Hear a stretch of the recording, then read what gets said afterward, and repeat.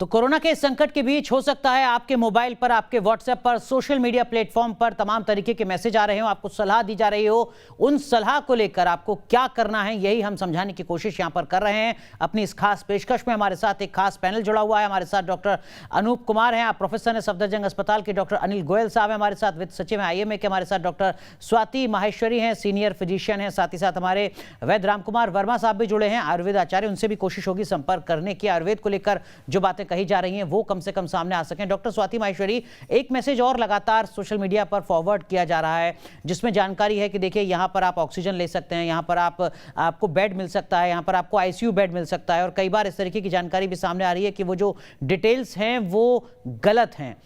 इसको लेकर भी क्या हमें कुछ सावधानी बरतनी चाहिए?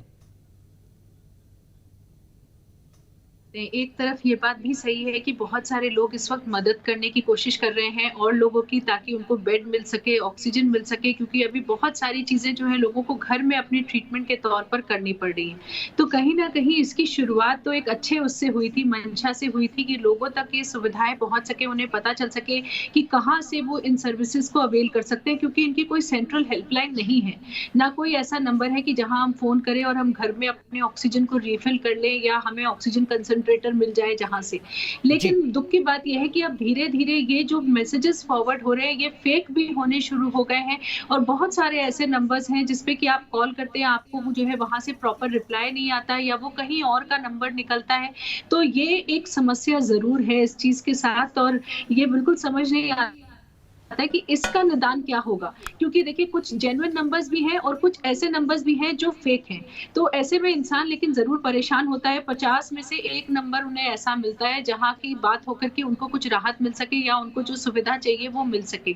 इसलिए जरूरत है कि सरकार इन सभी चीजों के ऊपर कहीं ना कहीं एक्शन ले और इनका कोई एक सेंट्रल डायरेक्टरी बनाई जाए या सेंट्रल रेगुलेटरी बॉडी हो जहां से ये नंबर्स रिलीज हो, ताकि लोगों को पता हो कि इन नंबर्स पे फोन करने से हमें घर में ये सुविधा मिल सकती है, ऑक्सीजन मिल सकता है या रिफिल मिल सकता है। तो ये एक समस्या है जिसके लिए सरकार को ही कदम आगे बढ़ाना पड़ेगा और इसका जो है निदान निकालना पड़ेगा, एक मैकेनिज्म पूरा डेवलप करना पड़ेगा। डॉक्टर अनिल गोयल, एक और सवाल सर लोगों के जहन में है, वो ये कि कुछ जानकारियां भी सामने आ रही हैं। मैं पढ़ रहा था एम्स जैसे संस्थान के नाम से गाइडलाइंस जारी की जा रही थी कि अगर आपका जो CRP संभवतः कहते हैं उसका CRP का स्कोर इतना है तो आपको घबराना है, इतने पर आपको नहीं घबराना है, HRCT स्कैन का स्कोर अगर इतना है तो आप परेशान हो डॉक्टर के पास जाएं, अन्यथा कोई दिक्कत नहीं है। इस तरीके की भी जो जानकारी, इस तरीके की भी जो गाइडलाइंस जारी की जा रही हैं, क्या उन पर यकीन किया जा सकता है सर?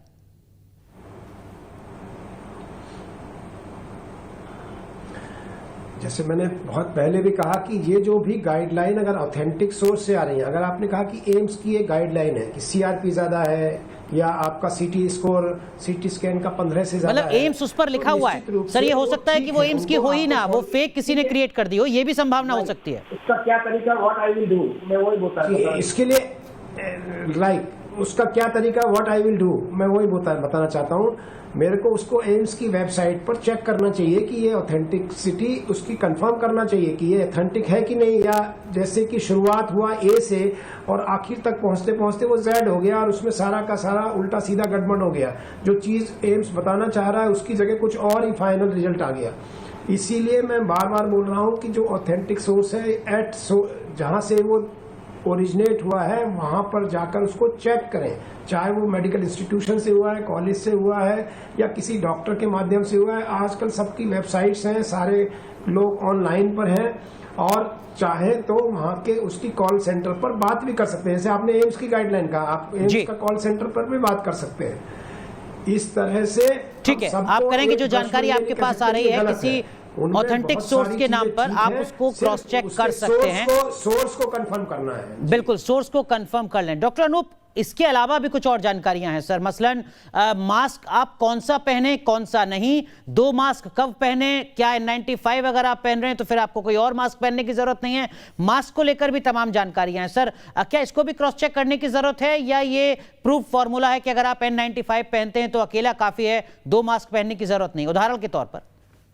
बिल्कुल नहीं अनुराग जी, अगेन जो सोर्स है वो इम्पोर्टेंट है। मैं ये बताना चाहूंगा दर्शकों को जो देख रहे हैं, ministry of health and family welfare government of India की ऑफिशियल वेबसाइट है, आप वहां पर लॉग इन करें, सारी इंफॉर्मेशन आपको SOPs की तरह दिया हुआ है। मास्क के बारे में भी बता रखा है N95 मास्क उन्हीं को लेना है जो हेल्थ केयर प्रोफेशनल्स हैं, जो कि कोविड पेशेंट्स की देखरेख में लगे हुए हैं। उनको रिस्क ज्यादा होता है, इसलिए उनको N95 मास्क बोला गया है। सर्जिकल मास्क जो है लेवल 2 को यूज करने को बोला है, जहां पर रिस्क कम होता है। और जो हमारा कपड़े वाला मास्क है वो एक आम जनता के लिए बोला गया है, जो कि अपने अपने पब्लिक प्लेस पे जाते हैं, कहीं काम वर्क प्लेस पे जाते हैं, वहां यूज कर सकते हैं। लेकिन डॉक्टर अनूप, माफ कीजिएगा सर, मैं आपको रोक रहा हूं। उस कपड़े के मास्क को लेकर ये लगातार सोशल मीडिया में बताया जा रहा है कि अब जिस तरीके का संकट है वो कपड़े का मास्क बेकार है, उसके साथ आप सर्जिकल मास्क भी पहनिए और सर्जिकल मास्क के साथ आप कपड़े का मास्क पहनिए। देखिए, अभी इंफॉर्मेशन आई है कि क्योंकि कोविड वायरस एयरबॉर्न मान लिया गया है, लैंसेट में जो आया था, इसलिए अब ये रिकमेंडेशंस हैं कि सिर्फ एक सिंगल लेयर ऑफ कपड़े मास्क से कुछ नहीं होगा। या तो आप डबल लेयर जो है कपड़े का मास्क लें, या सर्जिकल मास्क के ऊपर एक कपड़े का मास्क लगा लें। तो ये दोनों ही आप समय रिकमेंडेशंस दी जा रही हैं और ये बिल्कुल सही रिकमेंडेशन है। ठीक है, हमारे साथ वैद्य रामकुमार वर्मा जी भी जुड़ चुके हैं, आयुर्वेद आचार्य हैं। रामकुमार जी, लगातार आयुर्वेद को लेकर भी और नेचुरोपैथी को लेकर भी बहुत सारी चीजें सोशल मीडिया में वायरल हो रही हैं। मसलन अगर आपको खांसी है तो सीतोपलादी चूर्ण खा लीजिए, अगर आपको इम्यूनिटी बढ़ानी है तो अश्वगंधा खा लीजिए, आप ग्लोएवटी खा लीजिए, इससे आप ठीक हो जाएंगे, कोरोना से लड़ लेंगे। क्या इन बातों पर, क्या इस तरीके के मैसेज पर यकीन किया जाए? क्या आयुर्वेद के इन सुझावों पर विश्वास किया जाए या बिल्कुल नहीं? बिल्कुल किया जाए। दुनिया में जब कोई भी पैथी नहीं थी तब भी आयुर्वेद था, अब भी आयुर्वेद है। मैं आपसे बताना चाहूंगा कि मैं गिनती भूल चुका हूं कि कितने लोग जिनका सीटी वैल्यू 25 के आसपास था, हमारे आयुर्वेदिक ट्रीटमेंट से घर बैठे ठीक हो गए। एक मशहूर दवाई है जयमंगल रस, मैं बोल रहा हूं कि मेरे पास रिपोर्ट भी है। केवल जयमंगल रस एक गोली वयस्कों को सुबह दोपहर शाम आधा चम्मच अदरक का रस और आधा चम्मच शहद के साथ देने से केवल 1 हफ्ते में, बल्कि मेरे पास प्रूफ है कि 5 दिन में ही रिपोर्ट बिल्कुल निगेटिव आ गई। ठीक है सर, ये जो 3 नाम मैंने बताए इसको भी क्रॉस चेक कर दीजिए, क्या पता मैं ही गलत बोल रहा हूँ व्हाट्सएप यूनिवर्सिटी के जरिए। नहीं, देखिए मेरी बात सुनिए, अगर हल्का फुल्का इन्फेक्शन है या सीटी वैल्यू 10 के आसपास है तो सीतोपलादी चूर्ण च्यवनप्राश 1 चम्मच में 3 ग्राम मिलाकर दिन में 3 बार देने से इसमें भी आराम मिलेगा। लेकिन ये ध्यान रखने वाली बात है कि पेशेंट शुगर पेशेंट ना हो, डायबिटिक ना हो। वैद्य जी, जो 3 दवाई मैंने बताई सर, क्या वो मैं व्हाट्सएप यूनिवर्सिटी से गलत जानकारी आपके साथ साझा कर रहा था? मुझे वो भी दुरुस्त कर दीजिए। अगर खांसी है तो सीतोपलादी चूर्ण अदरक और शहद के साथ, ग्लोएबटी इम्यूनिटी के लिए और अश्वगंधा इम्यूनिटी के लिए, क्या ये सही है सर या गलत है? बिल्कुल सही है, बिल्कुल सही है। लेकिन मैं ये बोल रहा हूं कि सीतोपलादी चूर्ण के अंदर मिश्री का बहुत बड़ा अंश है, तो शुगर पेशेंट को देख कर ही दें। एकदम से शुगर पेशेंट को सीतोपलादी चूर्ण ज्यादा मात्रा में ना दें। ठीक है, ठीक है। अगर इस तरीके के आयुर्वेद की या नेचुरोपैथी की कोई चीजें हमारे पास आ रही हैं व्हाट्सएप पर, तो क्या हम पहले वैद्य रामकुमार वर्मा जैसे आयुर्वेद आचार्य से संपर्क करें या उन बातों पर आंख मूंद कर भरोसा कर लें कि ये तो हमारे 5000 साल पुराना मेडिकल है, आयुर्वेद है? आंख मूंद कर भरोसा करने की कोई बात नहीं है। आंख मूंद कर किसी बात पर भरोसा मत कीजिए। पहले किसी वैद्य से, आयुर्वेदाचार्य से या अपने फैमिली डॉक्टर से सलाह करने के बाद ही दवाइयां लीजिए। ठीक है, एक चीज और वैद्य जी, बहुत संक्षेप में, अगर मेरी एलोपैथिक ट्रीटमेंट चल रहा है, डॉक्टर से एलोपैथी के डॉक्टर की सुझाई हुई दवाई मैं खा रहा हूं और उस बीच कोई सलाह देता है कि आप ये आयुर्वेद की चीजें भी ले लो, मैं ले सकता हूं या उसके लिए भी मुझे पहले एक आयुर्वेद आचार्य से पूछना चाहिए? पहले आपको आयुर्वेदाचार्य से पूछना चाहिए, क्योंकि बहुत सारी दवाइयां ऐसी हैं जिनके अंदर मरकरी का प्रयोग होता है, पारे का। बहुत सारी दवाइयां ऐसी हैं जिनके अंदर मेटल का प्रयोग होता है, वो एलोपैथिक दवाइयों से रिएक्शन कर सकती हैं।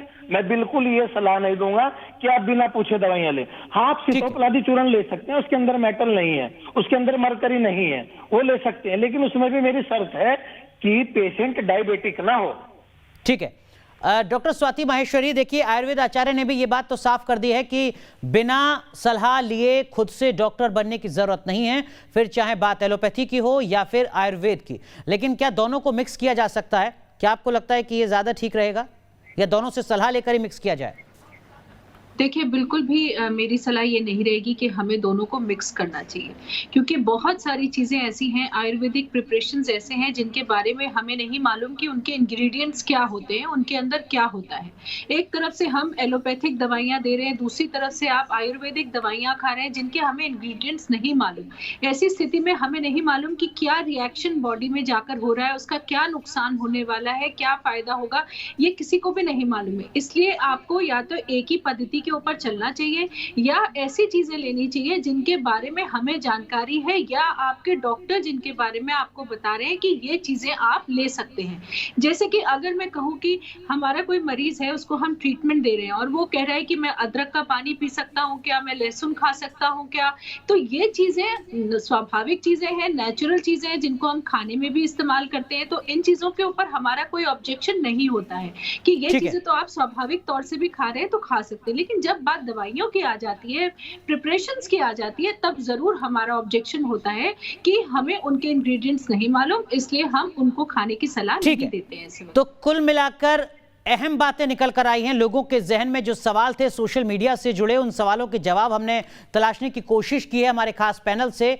वैद्य रामकुमार वर्मा जी, डॉक्टर अनूप कुमार, डॉक्टर अनिल गोयल और डॉक्टर स्वाति माहेश्वरी, आप चारों का बहुत बहुत शुक्रिया न्यूज़ नेशन की इस मुहिम में जुड़ने के लिए और जो तमाम सवाल हैं, जो तमाम आशंकाएं हैं, उन पर स्पष्टता लाने के लिए। सोशल मीडिया पर जो तमाम तरीके के सवाल आपके पास आ रहे थे वो हमने यहाँ समझे हैं। कुल मिलाकर जो मोटी बात है वो ये कि खुद से डॉक्टर नहीं बनना है। आपके आसपास कोई व्यक्ति अगर कोरोना पॉजिटिव से नेगेटिव हुआ है तो उसने जो दवाइयां खाई हैं उन दवाइयों को आप खाना शुरू कर दें, ऐसी गलती बिल्कुल मत कीजिएगा। किसी दूसरे मरीज के प्रेस्क्रिप्शन को, डॉक्टर के लिखे पर्चे को आप मांगकर वो दवाइयां खाना भी आप बिल्कुल शुरू मत कीजिएगा। खुद से डॉक्टर मत बनिएगा कि मुझे बुखार आता है तो मैं ये दवाई खाता हूं, अब अगर मुझे कोरोना में बुखार आ रहा है तो भी मैं ये दवाई खा लूं। ऐसी गलती जानलेवा हो सकती है। आप किसी डॉक्टर से संपर्क जरूर कीजिए। साथ ही साथ आपके पास अगर किसी ऑथेंटिक सोर्स के नाम से कोई चीज आ रही है सोशल मीडिया प्लेटफॉर्म पर, तो आप उस ऑथेंटिक सोर्स को कंफर्म कीजिए, रिकंफर्म कीजिए उसकी वेबसाइट पर जाकर। वहां आपको पता चलेगा कि जो आपको भेजा गया है क्या वो सही है या फिर वो गलत है। आयुर्वेद पर यकीन किया जा सकता है, लेकिन आयुर्वेद और एलोपैथ दोनों को मिक्स करके आप दवाइयां एक साथ लेते रहें। इसको लेकर भी पहले आप डॉक्टर से, आयुर्वेदाचार्य से सलाह जरूर लें। आयुर्वेद से जुड़ी दवाई भी खुद से लेने की कोशिश बिल्कुल ना करें, यह जानलेवा हो सकता है। आगे बढ़ते हैं और अब बात करते हैं न्यूज़ नेशन की मुहिम की, जो लगातार हम अपील आपसे कर रहे हैं। अपील यही है कि लोगों की जिंदगी बचाइए, एक जिम्मेदार नागरिक के तौर पर आगे आइए। अगर आपको कोरोना हुआ है और अब आप ठीक हो चुके हैं, ठीक हुए आपको 15 से 20 दिन हो चुके हैं, 22 दिन हो चुके हैं, तो अपना प्लाज्मा डोनेट कीजिए। 9711002266 पर अपनी जानकारी साझा कीजिए हमारे साथ।